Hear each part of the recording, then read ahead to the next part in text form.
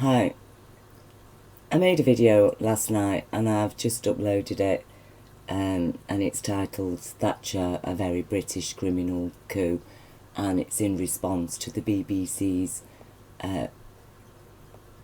series of programmes about Thatcher, titled Thatcher, a very British revolution. And I felt very incensed by that whole presentation, and I still feel very upset, as I have done for most of my life since I discovered Attlee, who satisfied the people's wishes for the welfare state and the NHS after World War II, after Churchill was voted out, after Churchill had asked British soldiers to train their weapons on striking miners after World War II, and they refused. And suddenly the establishment knew. And I think the establishment knows now that that's it, Corbyn's in, just as after World War II, Attlee was in. And I think that we need to understand as a nation that we have been at war since Thatcher. Well, actually, since the establishment of the welfare state, everything that the people of post-World War II established, we've been having to battle for it. We've had to battle and battle and battle, and we've been losing those battles. Instead of things progressing and developing, everything that we gained has been crushed and taken away from us. So all our publicly owned lands and properties now belong to oligarchs. They get sold very cheap. They're absolutely worthless when we own them. But as soon as they belong to a corporation, suddenly, the prices just explode. It's the same with the council housing, sold very cheap. But then suddenly, the value has exploded the minute that they're in private hands. Because they always undervalue humanity, these billionaires. Now, this is a very interesting article by our Madawi here. Think billionaires are just super rich people. Big mistake. Should billionaires exist? And actually, no, they shouldn't. Of course they shouldn't exist. I mean, she quotes this statistic.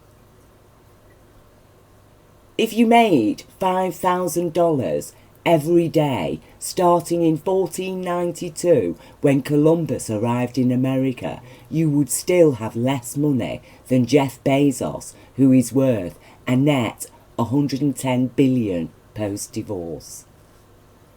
Imagine that. $5,000 a day since 1492, and you still would have less money than this guy, Jeff Bezos. How is that possible? It is a criminal procuring of wealth that is actually theft, because people have suffered because they've been deprived of that money. Okay, people have died, children have suffered, families have been made homeless. People have been left with no medical care. And how can they do it? How are they able to do it? Because the money buys corrupt politicians, yes people, the kind of people that Epstein gathers intelligence on, and Jimmy Savile was gathering intelligence on. Coercion, blackmail, bribery, crime, actually, crimes and misdemeanours. To the extent where, the Pentagon can suddenly find that, there's 21 trillion that it can't account for. Over a course of 21 years, the Pentagon has had 21 trillion it cannot account for. Nobody's bothered about it. Nobody's bothered about it. But everybody's very concerned about how Bernie Sanders might pay for universal health care in America, or how Corbyn might pick Britain up out of recession. But it's okay for the Tories to put us £1 trillion in debt and pay £50 billion a week in interest on that, and it's all right for them to quibble about the alleged £1 billion a month we spend to be part of the EU, which actually saves us billions a month by the fact that we're in it, right? But no, they'll strain at the gnat, and we will swallow that camel. Because we don't really realise we're swallowing the camel, because unfortunately the same billionaires control the media that feed the people with the propaganda and the lies. And then it's down to the people who are aware and awake and have the ability, the freedom, the time and energy to be able to look through the facts and present the information, who somehow manage to slip through. People like this lady, people like myself and countless others who are sharing information on the internet and through platforms like Twitter. And yes, it is a minefield out there, you know. I personally tend to get a bit irritable with people who are attacking me, quibbling over this or that, because I understand the seriousness of the situation that we are in as a species, and the peril that our very planet is facing under these corporations. And because of my life experiences, I really have no choice in addressing the things that I do, because I've had such life experiences. I cannot ignore my own experience of being. And I trust in the information. I trust in what I have learnt, because what I have learnt has been repeatedly confirmed. To the extent that at the moment I'm very alarmed. I have faith in humanity to a degree, but I understand that a key feature of assuring a brighter future for our planet, for our species, for the life of our planet, for our children, knowledge is power. Knowledge is the eagle's wings, and knowledge needs to be based on a fair assessment of the facts, a kind and merciful assessment of the facts, not an assessment that is biased in favour of a group of actually criminally rich, mostly men, and mostly white.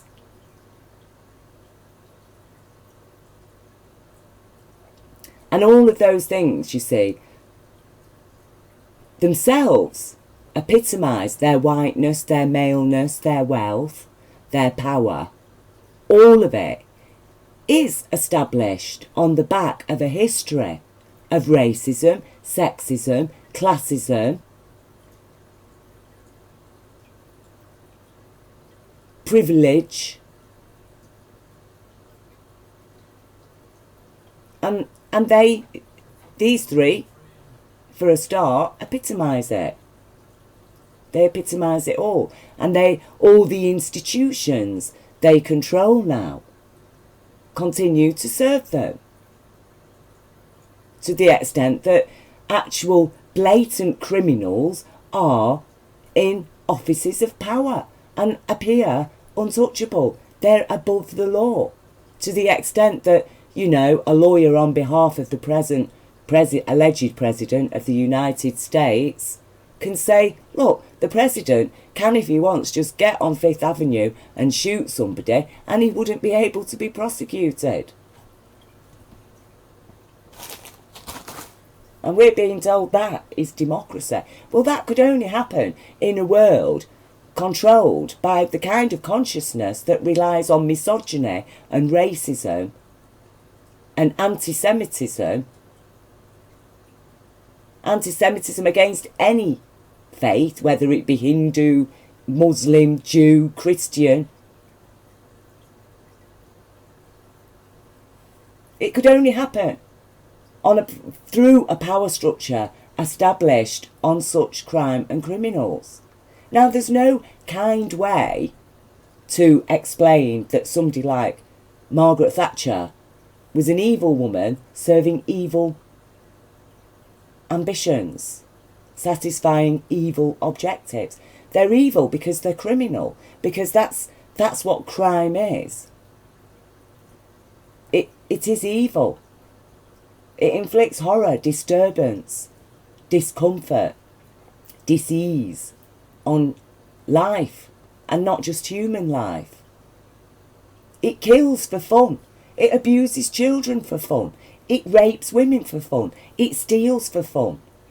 It enjoys inflicting misery and profits from it in multiple ways. There's never only just one profit to be gained off their crimes. Usually, these criminal powers that are governing us, they profit in 5 different ways for every crime they commit. So while the people are going around, oh, well, no, they did it for this reason, and somebody else comes along and says, no, they did it for this reason. No, they did it for all of those reasons. But just as crime will pay criminals when they're in control, living lawfully heaps even more rewards. You get 100 times profits for every good thing that we do, according to universal law of abundance and compassion, which upholds all our human rights and our common law and our earth rights, life rights, and especially our children's rights, who, being the very weakest and most vulnerable of human society, are actually considered very important persons in the eyes of the law, because they are the future of our species. And that's why, another reason why Margaret Thatcher was a very evil woman, because she knowingly protected high-profile paedophiles and left them in offices of power to then free to recruit even more of their ilk, to the point that we end up illegally invading Iraq and bombing that country with illegal weapons of depleted uranium.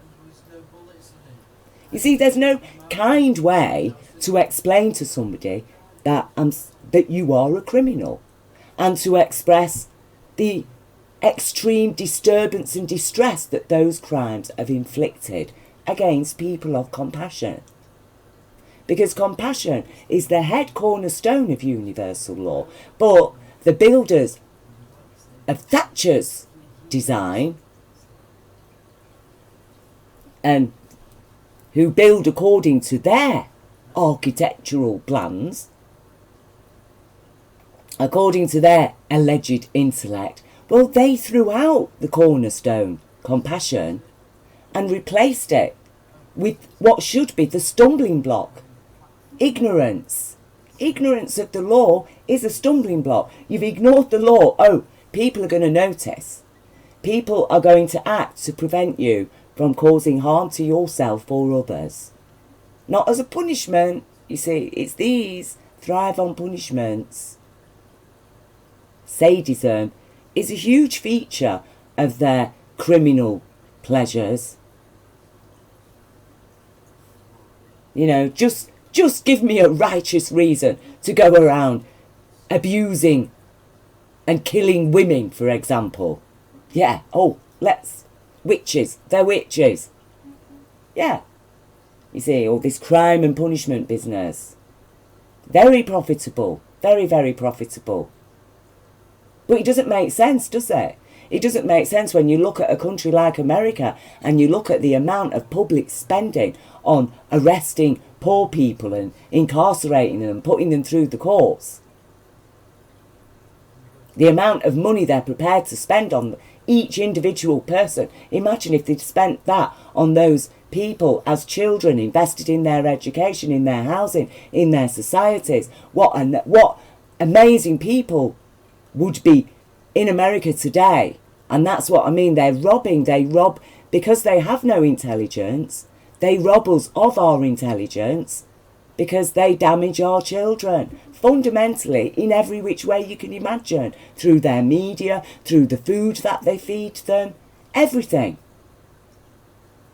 But despite all of their efforts, what is amazing, what is wonderful, what is fantastic is that nonetheless, that human spirit of love and righteousness and compassion and intelligence and empathy still survives to this very day. And even a child who suffered as I have done, we are numerous that we have suffered, but still the love shines in our heart. Still the faith shines in our heart. So people might consider me unkind in my condemnation of somebody like Thatcher. It isn't a judgment. These are the facts and evidence of her crimes according to the judgments that they have established their own powers on and levelled at us for centuries. Now it's them who are the witches, with their criminal bishops of science messing about with quantum energy and nuclear power, and the damages that they have caused, far worse than anything that the alleged witches could do.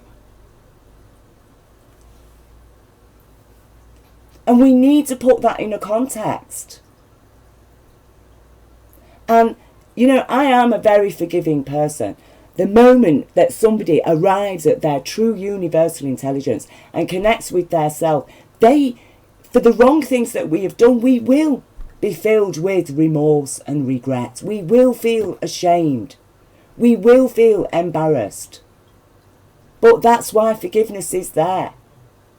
To say, yes, but you were part of a fiction then. You were living in a fiction. You believed in a fiction. Step out of it. Step into universal reality.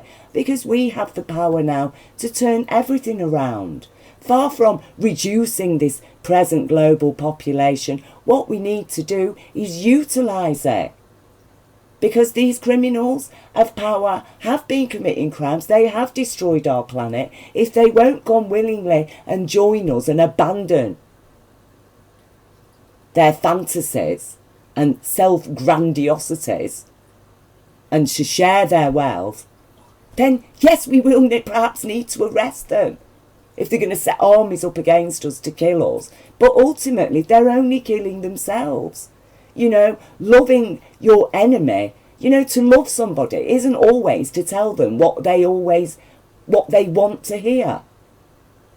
Loving our children isn't just about giving them everything they want and allowing them to do whatever they want, is it? Loving our children is raising them to be responsible, caring, compassionate human beings who will not destroy our planet, who will not behave criminally, who we can trust to themselves then raise future, healthy, balanced, intelligent generations. And yes, we have suffered, because when they replace the true stumbling block in life, ignorance, as their head cornerstone, which it is, capitalist law is all about ignorance, check it out. Right? When the builders replaced that, rejected compassion, well, of course, the compassionate people in this world are never really easily, except by some fluke of fate or luck, going to ever get as rich as these, because we will fall down at compassion, because we will look at our workforce and say, oh no, you know, I can't impoverish my workforce so that I can pay myself ridiculous amounts of money that I'm then going to store in offshore tax havens, and meanwhile just watch my workforce starving and send them to the government begging for working tax credit and what have you, food stamps. No, you know, because it is a matter of personal satisfaction, not pride, satisfaction. personal satisfaction to know that, yes, I run a profitable business, I live very well, my workforce lives very well too, and that satisfies me, and we don't destroy the environment. That satisfies me. So, by explaining to the enemy, people like Boris Johnson, people like David Cameron, yes, you've committed all these crimes, is actually giving them an opportunity to change, to admit, to make reparations. Because, we could lock David Cameron up for his involvement in illegal nuclear weapons. But is that going to help the people of Iraq? We have a responsibility. And that's why it's important that we recognise these crimes now. Because these people need help now. The people of Libya, the people of Iraq, the people of Afghanistan, the people in all the countries that Britain has been illegally involved in military actions.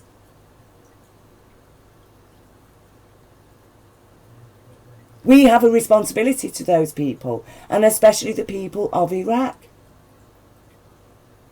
But the British people, compassionately, we didn't want the war in Iraq. But our government didn't listen to us because we just there to put X's in boxes. And then apparently they have freedom to do whatever they like. Sell off all our publicly owned properties. Protect their billionaires at the expense of millions of children. This is a government that denied free school meals to over, 1 million British children, suddenly cut their free school meals, but at the same time gave huge tax breaks to people, billionaires like these. It's madness, but it's been normalised. And we are damaged. We are a damaged consciousness as a result because we're too tolerant. These things are intolerable according to 21st century knowledge and understanding, because what is the point of a history if we're not going to learn from it? We can't forget our past, and we don't want to keep on reliving it. So we need to accept that we're on the brink of the end of World War III.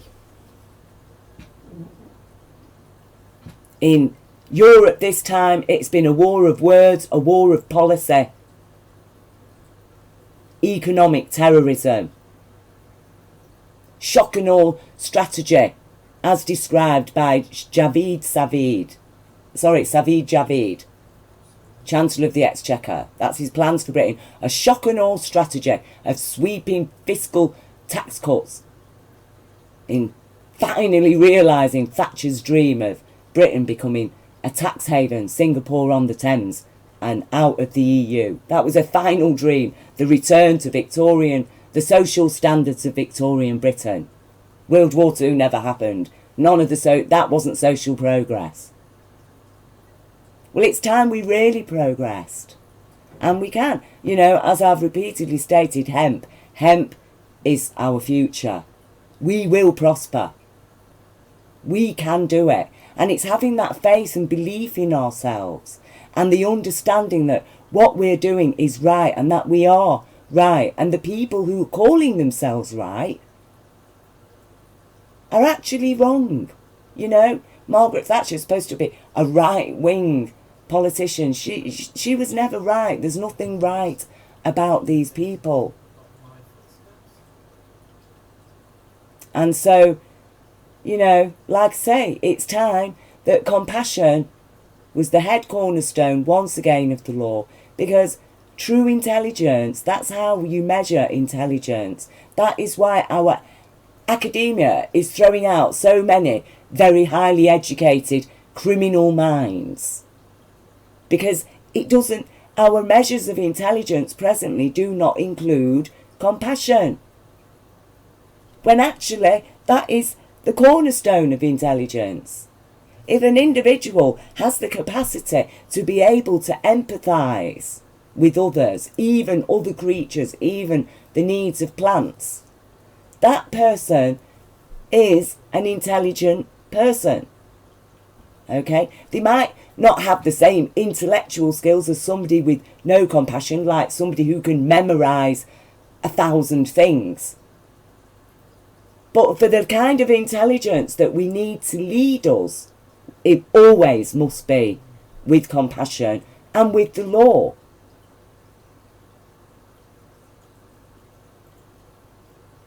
According to the law. And with respect. Because where there's no respect for true law, there's no freedom. That is the fact of it.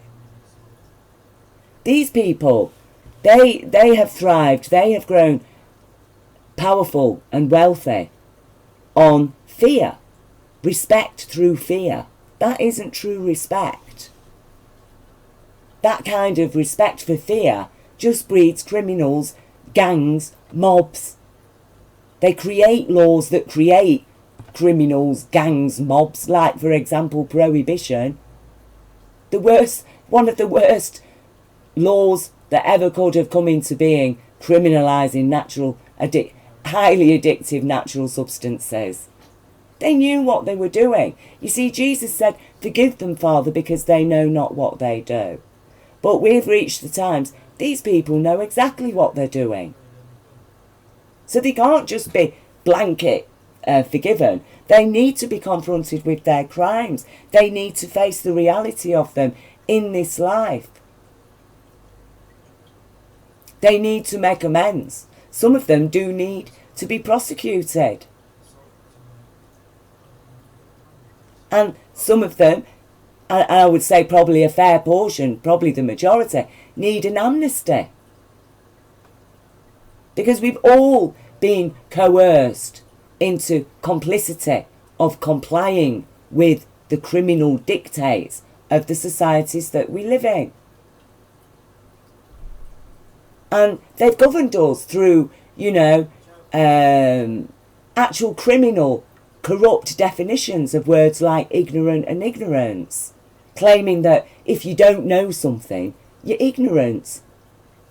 You're acting in ignorance because you don't know, when actually that's a corruption of the word. Because the root core of that word, the linguistic root, is ignore. And in order to ignore something, you have to know. You see? You have to know that something is there, exists, then you can ignore it. If you're an ignorant person. So, if you're an ignorant person, you know the law, so you're a criminal.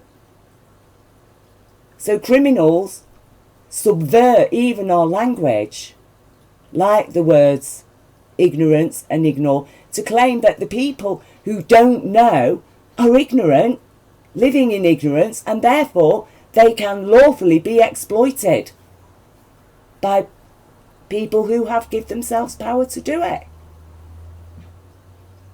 That is not true. That's a lie. That's a corruption of the word, of the law.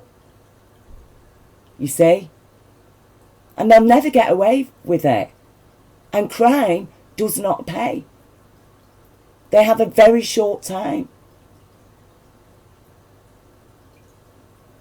And we need to understand that, because we've got children's future to think about. We have the future of our planet to think about. So we need to understand once and for all what constitutes an intelligence fit to govern us is an intelligence that has compassion, that lives with respect, that doesn't judge people according to their sex or to their gender, skin colour, faith, that applies the law equally to everybody, including themselves. We need to understand this. There can be no argument about it.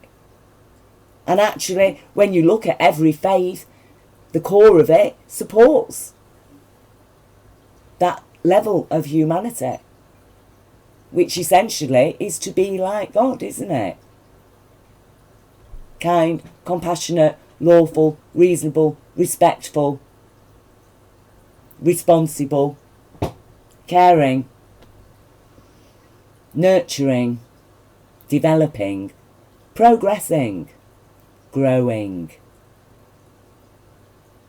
But the only thing that's been growing really in recent years are these people's bank accounts and the amount of power that they have. And look at the havoc they're wreaking on our planet and the kind of consciousness that they're serving. I serve universal consciousness. I know that universal consciousness, intelligence, that created us is a reality. And my body is a host of that quantum energy. And so is your body. So is everybody. And I'm reaching out to that within everybody. Within the people that may feel offended because I've said, well, actually, they're an evil criminal. That's just a fact. It's not a judgment. That's their judgments. I'm just returning the burdens back to their owner. I've carried it double the distance. I've borne the guilt, the shame, the crimes.